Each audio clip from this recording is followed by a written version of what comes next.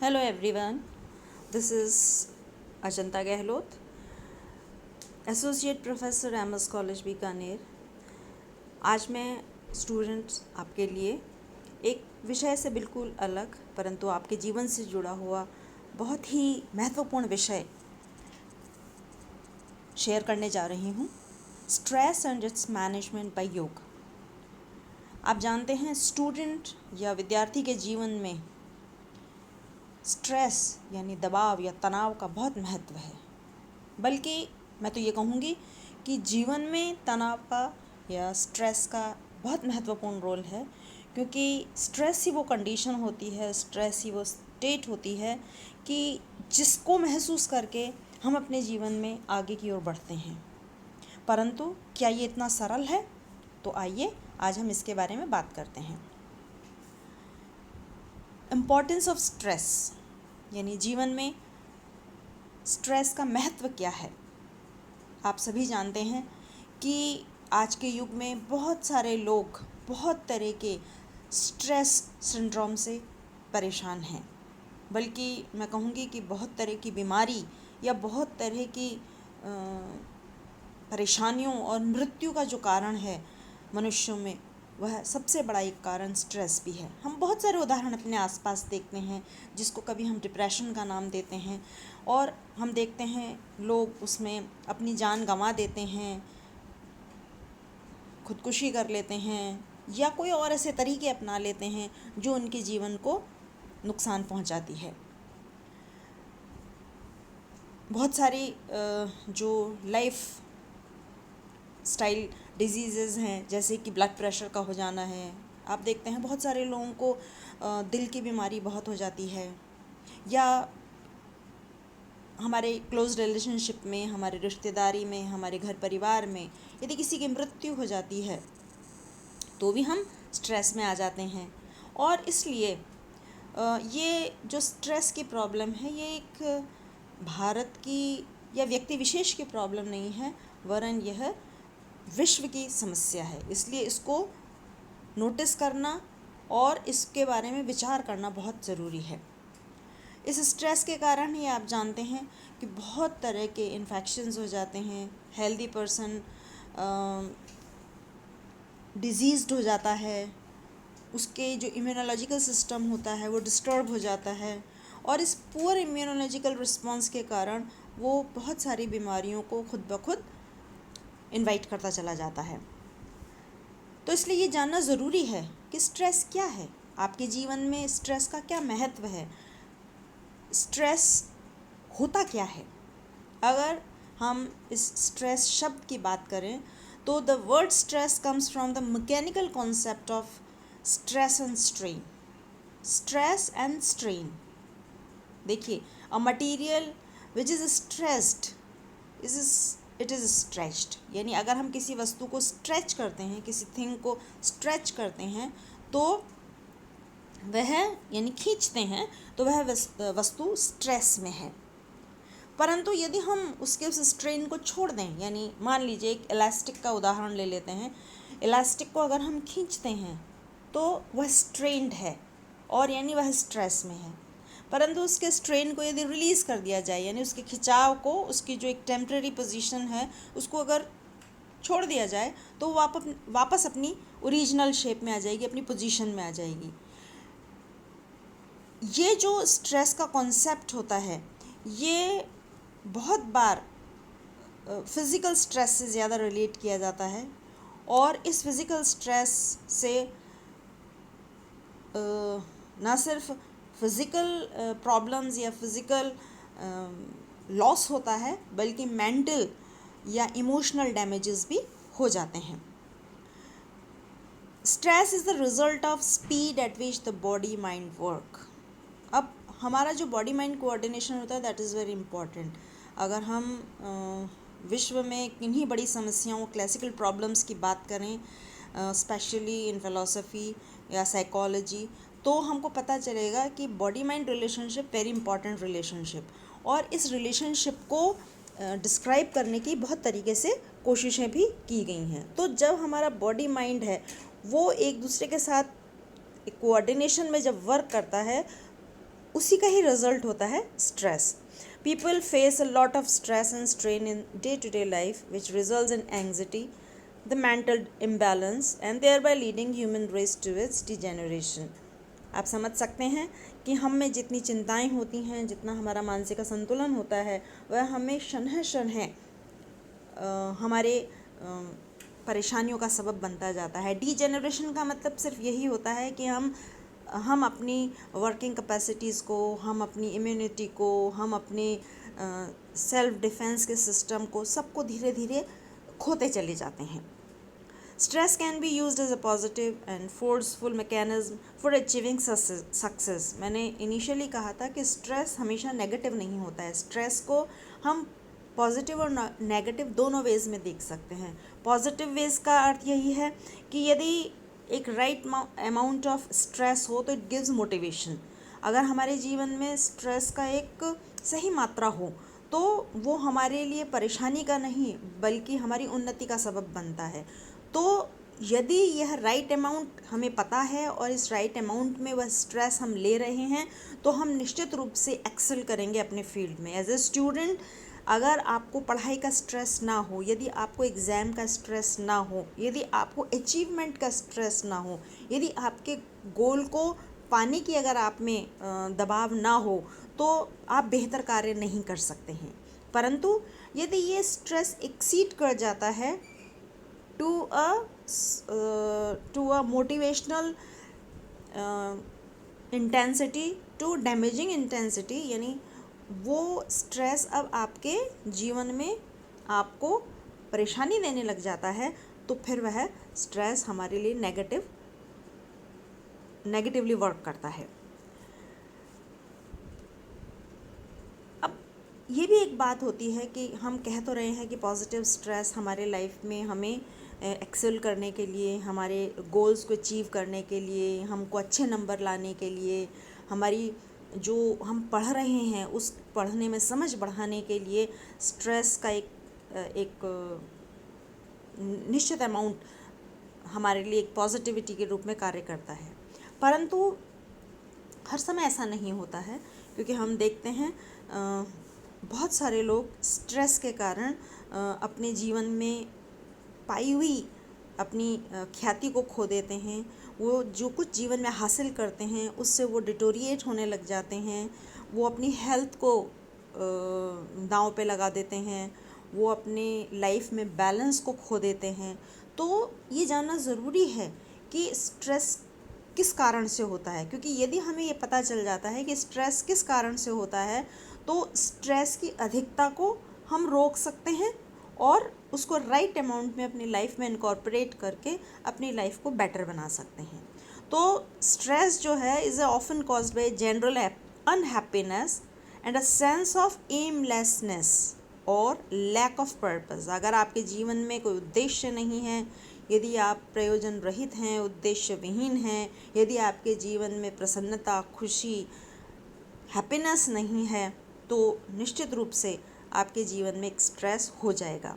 और बहुत बार ऐसा होता है कि हमारा जो लाइफस्टाइल होता है, हम जिस तरीके का लाइफस्टाइल ऑप्ट कर लेते हैं. देखिए, दो बातें होती हैं. एक तो हमने बचपन से एक लाइफस्टाइल को लीड किया है and suddenly we take over a different kind of lifestyle. हम जिस तरह का जीवन जी रहे थे, हम कुछ समय पश्चात इस चाह में कि हम शायद इससे बेहतर लाइफस्टाइल और हो सकता है, हम एक नया लाइफस्टाइल ले लेते हैं या एक ऐसा लाइफस्टाइल ले लेते हैं जो हमारी सामर्थ्य या हमारी आकांक्षा के या हमारी पहुंच के बाहर का होता है, तो वो भी हमारे जीवन को परेशान करता है. लाइफस्टाइल में चाहे वो फूड लाइफस्टाइल हो, यानी हमारी ईटिंग हैबिट्स हों, चाहे हमारे day to day routine habits हों, चाहे हमारी वैल्यूज़ को कॉम्प्रोमाइज़ करने की हैबिट्स हों, ये सब हमारे लाइफस्टाइल का हिस्सा होती हैं.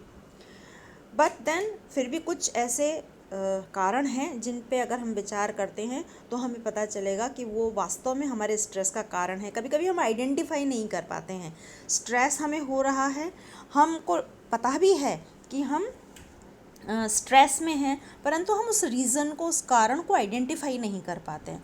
सो टू रिड्यूस और to go away from the stressful condition, हमें ये पता होना चाहिए कि वो कौन सी चीज़ है या वो कौन सा कारक है या कौन सा फैक्टर है जो हमें स्ट्रेस में डालता है। क्योंकि वंस आप उस कंडीशन के बारे में पता कर लेंगे तो आपके लिए आपकी लाइफ को मैनेज करना, स्ट्रेस लेस करना ईजी हो जाएगा।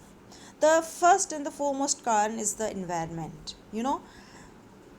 नाउअडेज लोगों का लाइफस्टाइल ऐसा हो गया है कि वो बहुत सारे तरह तरह के उनके पास में वाहन हैं, वो बहुत सारे ऐसे उपकरण हैं जिनका वो डे टू डे लाइफ में यूज़ करते हैं। इसके अलावा बहुत सारी फैक्ट्रीज़ हैं, बहुत सारा इस तरीके का काम है जो मशीनों से होता है।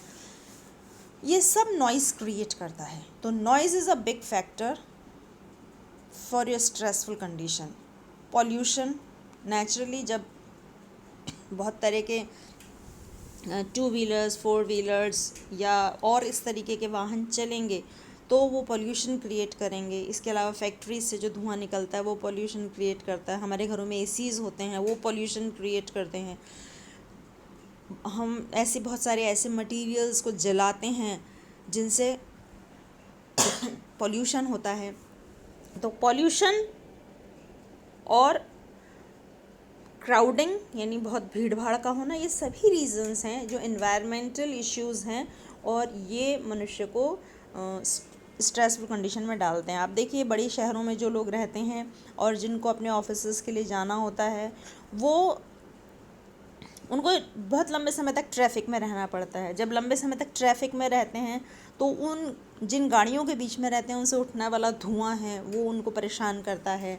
और जो हॉर्न वगैरह यूज़ किया जाता है उससे जो नॉइज़ होता है, ये सब चीज़ें उनके लाइफस्टाइल को बहुत ज़्यादा परेशान करती हैं। तो इसलिए environment is a big issue.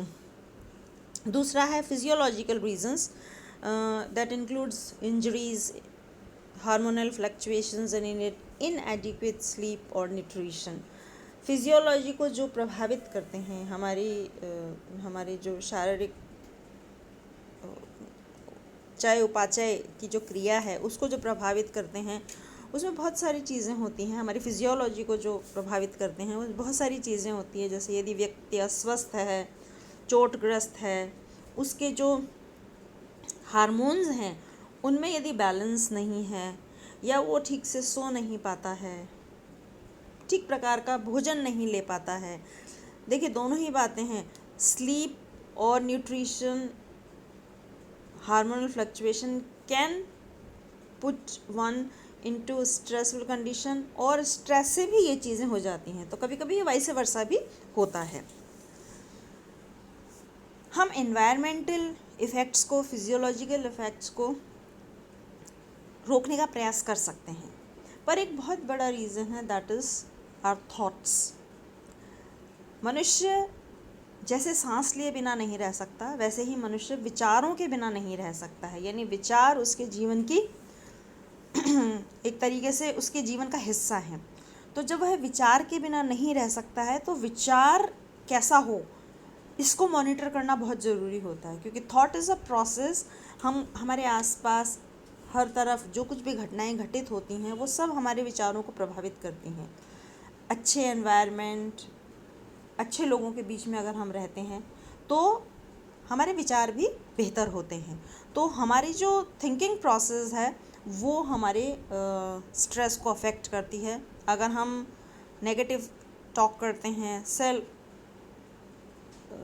या हम जो है परफेक्शन के लिए प्रयास करते हैं, क्योंकि nobody is perfect in this world. We can try or we can strive the condition of perfectionism, परंतु उसको पाना असंभव है। तो इसलिए बहुत सारे ऐसे लोग जो परफेक्शनिस्ट होने का प्रयास करते हैं, हर काम को बड़े बेहतरीन तरीके से निभाने की कोशिश करते हैं, वो बहुत ज़्यादा समय स्ट्रेस में रहते हैं। सभी लोग कोशिश करते हैं हम काम को बेहतर तरीके से करें, परंतु यदि हम उसको वो हमारे जीवन का हिस्सा होना चाहिए, वो हमारा जीवन नहीं बनना चाहिए। तो work should be a part of life, not the life. अगर हम इस बात पे ध्यान रखेंगे और हम हर एक काम को बेहतर तरीके से करेंगे, ना कि इस विचार के साथ कि इसको हम परफेक्शन के साथ में कर रहे हैं, तो निश्चित रूप से जो हमारा स्ट्रेस है वो कम हो जाएगा। जैसे हम जिस सोसाइटी में रहते हैं, जिन लोगों के साथ में हम उठते बैठते हैं, वो हमारे हमारे विचारों को, हमारे क्रियाविधियों को बहुत प्रभावित करती है, और हम उनको सोशल स्ट्रेसर्स के रूप में देखते हैं। जैसे कि फाइनेंशियल प्रॉब्लम है, वर्क डिमांड है, सोशल इवेंट्स हैं, हम किसी अपने को खो देते हैं। ये सारी चीज़ें ऐसी होती हैं जो अगर हमारे जीवन पर हावी हो जाती हैं तो हमको बीमार कर देती हैं, हमारी क्षमताओं का ह्रास कर देती हैं। Physical stress again is a very big stress, and that is muscular tension, cold, other sickness, high blood pressure, indigestion, ulcer, difficulty in sleeping, that insomnia, fatigue, headaches and backaches। आप देखते हैं बहुत सारे लोग होते हैं जिनको आए दिन सिर में दर्द होता है, थकान महसूस होती है, खाना जो वो खाते हैं वो पचता नहीं है, या उनको बहुत बार खांसी जुखाम आदि जैसी स्थितियां होती हैं, उनके हाथ पैर बहुत दर्द करते हैं। ये सब अगर वंस इन अ वाइल ये होता है तो उसको मैनेज किया जा सकता है बाय डूइंग रेस्ट या तो फिर मेडिसिन के द्वारा, मेडिकेशन के द्वारा हम इनको कंट्रोल कर सकते हैं। परंतु if it becomes a habit, यदि ये आदत बन जाती है कि आपको आए दिन नींद ही नहीं आ रही है, या आपका अक्सर सिर ही दुख रहा है, या तो आप थके वैसे ही महसूस कर रहे हैं, तो ये जब आपकी हैबिट बन जाती है तो ये आपके स्ट्रेस का कारण होती है। इमोशनल फिज़िकल स्ट्रेस को हम दूसरा भी देख पाता है या उसको क्योर भी कर पाता है। हेडेक हुआ, आपने कोई पेन किलर ली या कोई अल्टरनेट मेथड ऑफ ट्रीटमेंट लिया। आपको अगर इंडाइजेशन है तो doctor can cure your indigestion by giving you some medicines. परंतु जो इमोशनल स्ट्रेस होता है, पहली बात तो वो बहुत क्लियर नहीं होता है, और दूसरी बात क्लियर नहीं होने से उसको ट्रीट करना थोड़ा कठिन होता है। और उसमें जैसे इरिटेबिलिटी होना, गुस्सा आना, फियर है, एंग्जाइटी है, बहुत अधिक भावुक महसूस करना, मूड का स्विंग होना, ये बहुत सारी चीज़ें होती हैं जो इंटर रिलेटेड होती हैं। जैसे मैंने आपको बताया, ये स्ट्रेस का कारण भी होती हैं और स्ट्रेस इनके कारण भी होता है।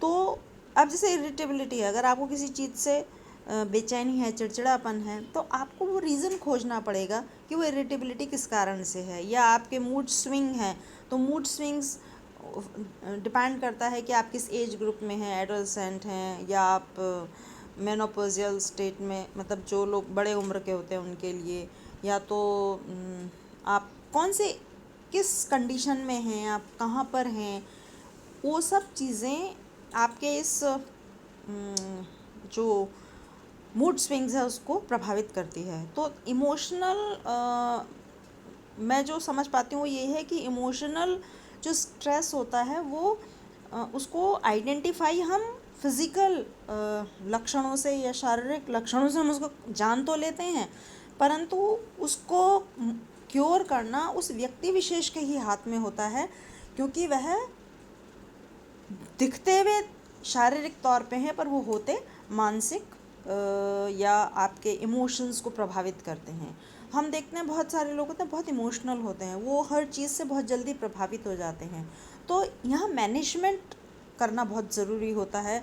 योग वगैरह जब करते हैं, ध्यान प्राणायाम करते हैं, तो हम इन चीज़ों को मैनेज कर सकते हैं। कुछ कॉग्निटिव सिम्टम्स ऑफ स्ट्रेस भी होता है, दैट इज़ फॉरगेटफुलनेस, भूलने की आदत है।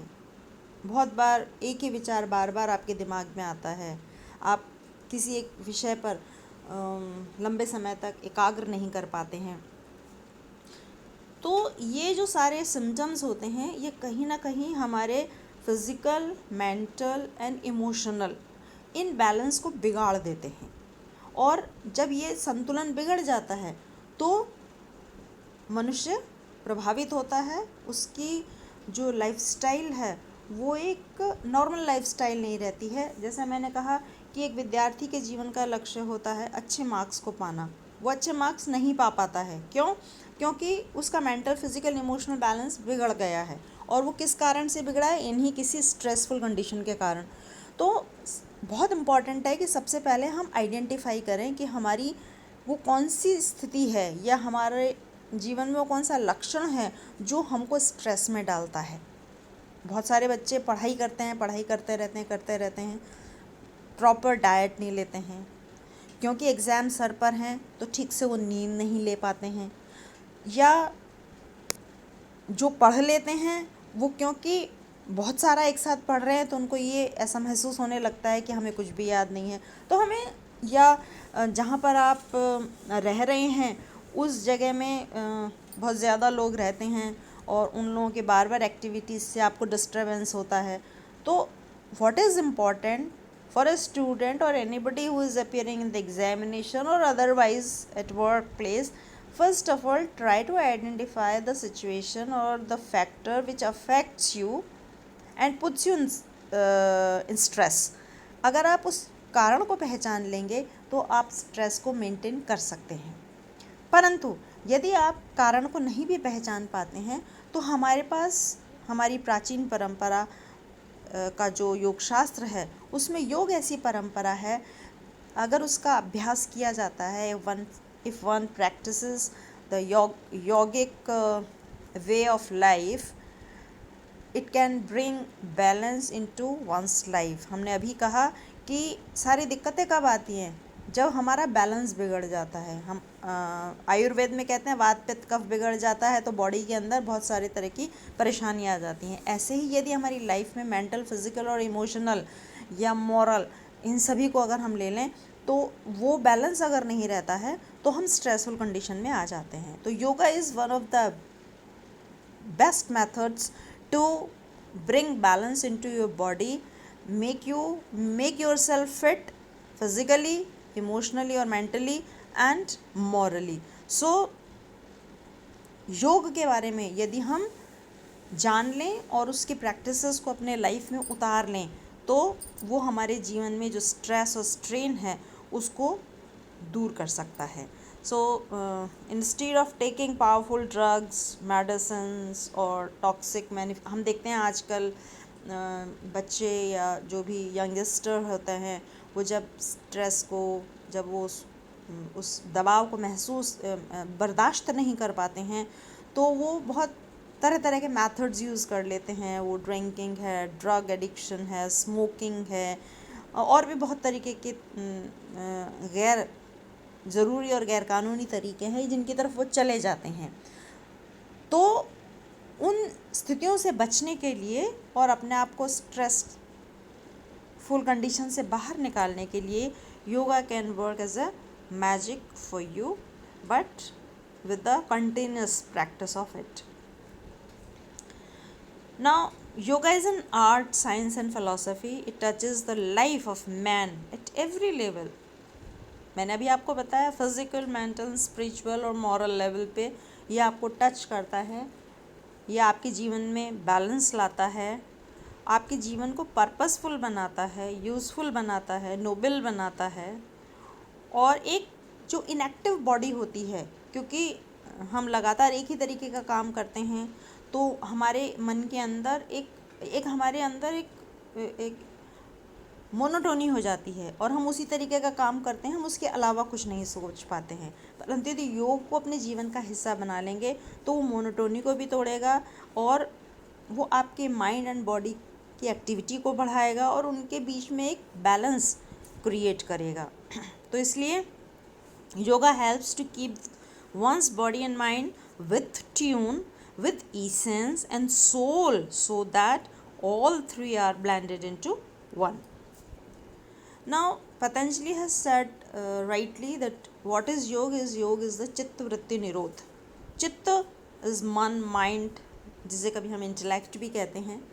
जितनी भी क्रियाएं होती हैं वो सब मन और बुद्धि से ही संबंधित होती हैं। और वृत्ति का मतलब होता है एक्टिविटी, कोई भी जो हम क्रिया कर रहे हैं, whatever action we are doing और taking place in our life is called वृत्ति। और हम हर समय, हमारा मन बुद्धि किसी ना किसी काम में लगा रहता है, देखना, सुनना, उठना, बैठना, हर समय we are indulge in seeing, hearing, tasting, touching, all this, smelling. तो जब हम ये सारी क्रियाओं में हर समय रत रहते हैं तो हमारा माइंड भी फ्लक्चुएट होता रहता है। हमारी जो इंटेलेक्ट है वो all the time in the in a position, या ये कहिए कि is force to get the knowledge every time. हम जितना भी फैक्ट हमें मिलता है वो सारे फैक्ट को हम नॉलेज में कन्वर्ट करने के लिए कोशिश करते रहते हैं। और इसीलिए हमारी जो 5 सेंसेस हैं उनको बहुत काम करना पड़ता है, और उसके काम से जो हमारा चित्त है या मन है या बुद्धि है वह भी प्रभावित होती है। तो इसलिए जो योग पाथ है उस पे अगर हम चलते हैं तो निश्चित रूप से थोड़ा समय लगता है, परंतु करत करत अभ्यास के जड़मति होए सुजान। यदि हम किसी कार्य को करते रहें तो जड़मति यानी जो ठोस, जो एकदम मूढ़ बुद्धि वाला व्यक्ति है वह भी सुजान यानी सुज्ञान हो जाता है, ज्ञानवान हो जाता है। तो उसके लिए सतत रूप से दीर्घकाल तक निरंतरता से उसका अभ्यास करना जरूरी है, continuously and for a particular time period के लिए अगर हम उसको करते हैं तो निश्चित रूप से it will become a habit and part of your life. तो महर्षि पतंजलि ने उसके लिए अष्टांग योग की बात की है, जिसमें जो पहले यम और नियम हैं वो हमारी मॉरल और स्पिरिचुअल, इनफैक्ट हमारी मॉरल वैल्यूज़ को सुदृढ़ करने के लिए बहुत इम्पॉर्टेंट हैं। यम अहिंसा, सत्य, स्तेय, ब्रह्मचर्य, परिग्रह, और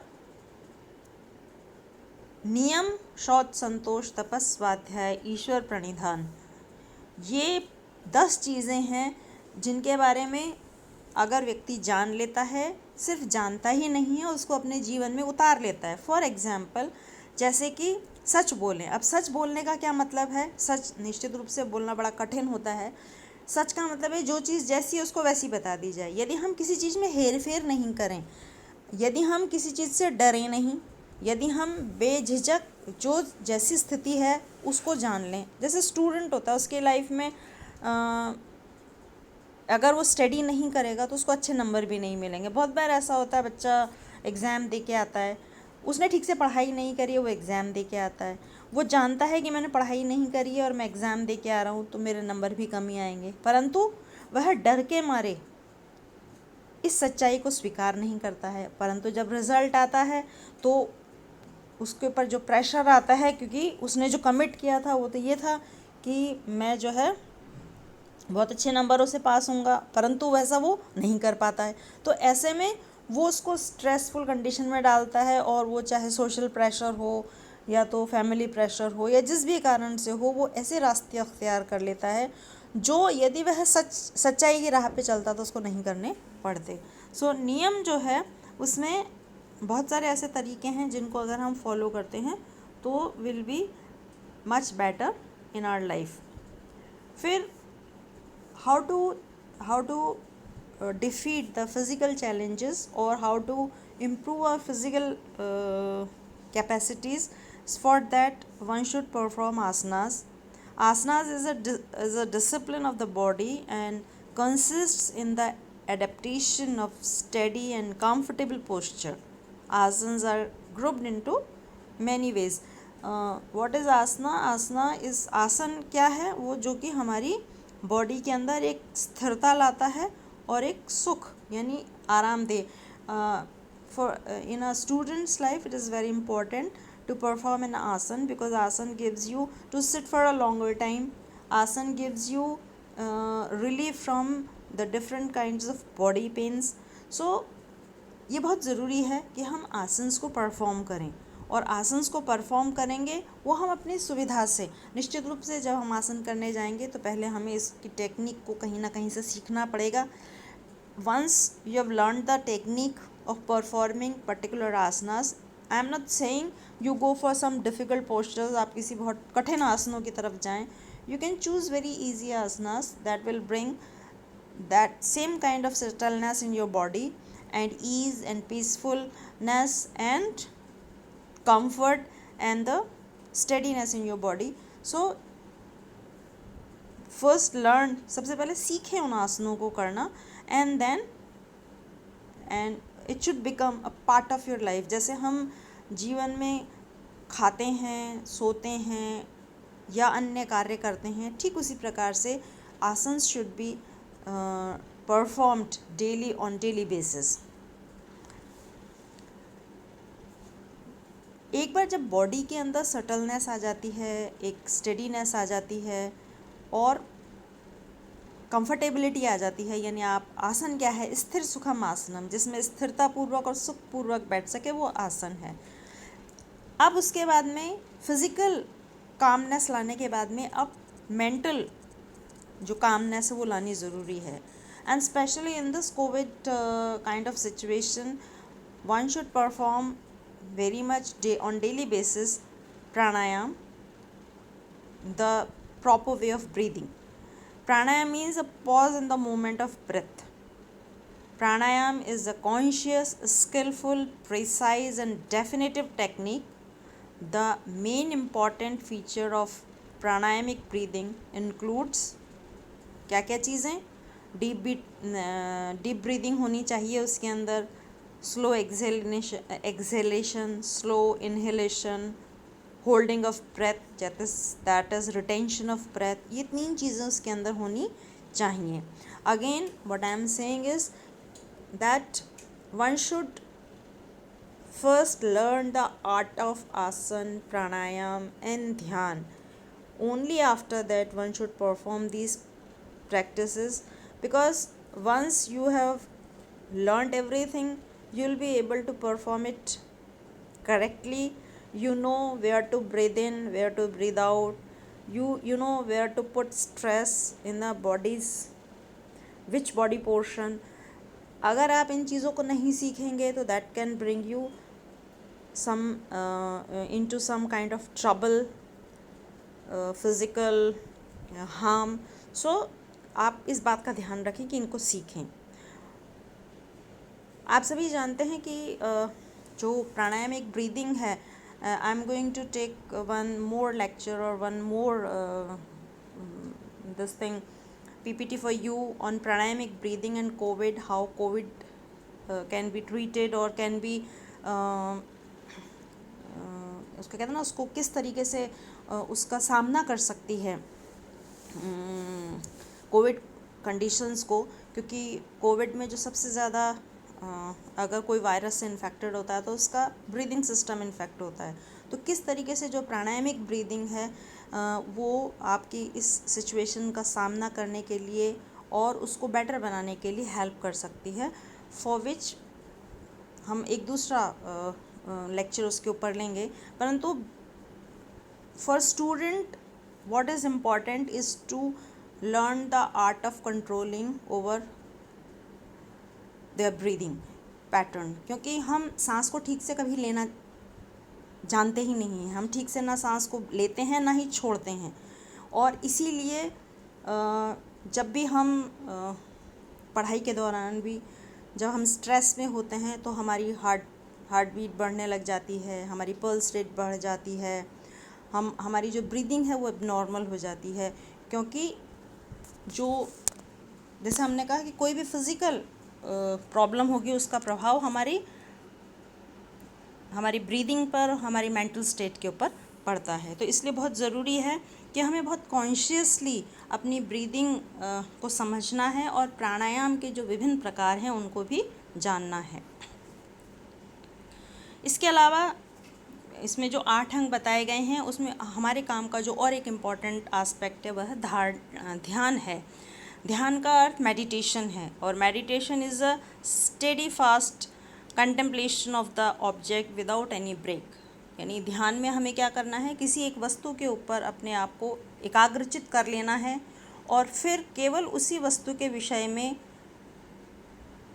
पहले खुली आँखों से फिर बंद आँखों से विचार करना है और अपने सारी जो हमारी चेतना है उसको उस वस्तु के ऊपर ही लगा देना है।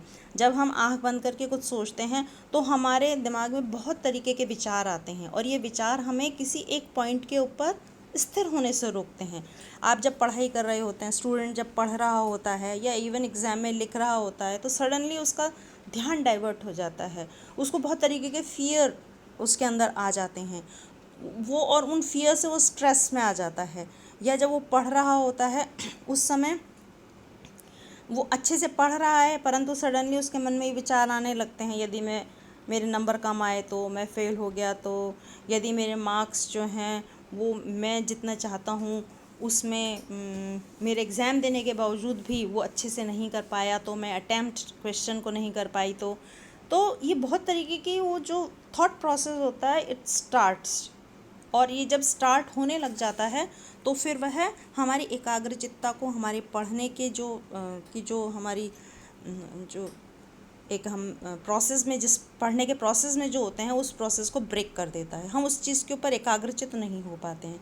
तो ऐसे में ज़रूरी है कि हम यानी एज अ स्टूडेंट, इवन बड़े लोग भी एज अ स्टूडेंट अपने आप को सबसे पहले कुछ समय 5, 10, 15 मिनट निकाल के और किसी एक ऑब्जेक्ट पर, आप अपनी पसंद का कोई भी ऑब्जेक्ट चूज़ कर लीजिए, चाहे वो आपके कोई इष्ट देव हों, कोई फूल हो, कोई और दूसरी वस्तु हो जो आपको बहुत पसंद हो, और नहीं तो आँख बंद करके अपने दोनों आईब्रोज़ के बीच जहाँ बिंदी लगाते हैं उस स्थान पर बंद आँखों से उनका विचार करें और केवल यह सोचें कि वही वस्तु हमारे दिमाग में रहे, उसके अलावा और कोई बात हमारे दिमाग में ना आए।